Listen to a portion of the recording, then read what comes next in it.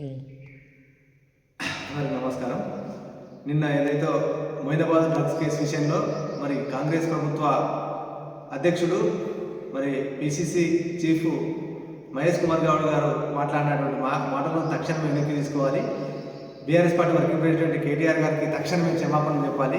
ఏదైతే drugs case Moinabad drugs case విషయంలో మరి సంబంధం లేకుండా కేటీఆర్ గారికి అంటగట్టడం అంటే ఇది దుర్మార్గం, కుట్రపూరితం. ఈరోజు ఆ డ్రగ్ కేసుకు మా BRS party working president KTR గారికి ఏం సంబంధం?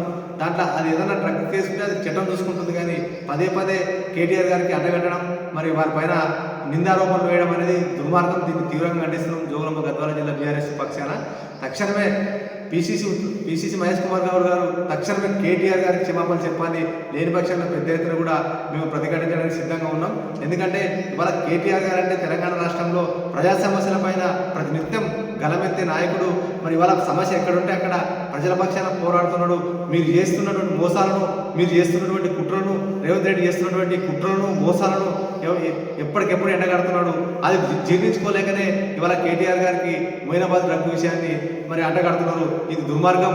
మరి ఎందుకంటే ఇవాళ మీకు సమస్యలు సాల్వ్ చేయడానికి చేతగాక ఇవాళ ప్రజా సమస్యలను గాలికి వదిలేసి మీరు ఇచ్చిన హామీలను నిలబెట్టుకోలేక, మీరు ఇచ్చిన హామీలను ప్రజలకు తీర్చలేక ఇవాళ మరి రాష్ట్రంలో అరాచక పాలన చేస్తున్నారు తప్ప ఇవాళ ప్రజలకు అభివృద్ధి చేసే పరిస్థితి లేదు. కాబట్టి ఇవాళ కేటీఆర్ గారు ప్రతి సమస్య పైన పోరాడుతూ ఉన్నారు. మీరు ఇచ్చిన 6 గ్యారెంటీలు 420 హామీలు అమలు చేయాలని మీ గల్లబట్టి అడుగుతూ ఉన్నందుకే ఇవాళ మీరు కక్షపూరితంగా, కుట్రపూరితంగా ఇవాళ కేటీఆర్ గారికి ఆ మొయినాబాద్ డ్రగ్ కేసును అంటగట్టడం అంటే మీ చేతకాంతనానికి నిదర్శనం.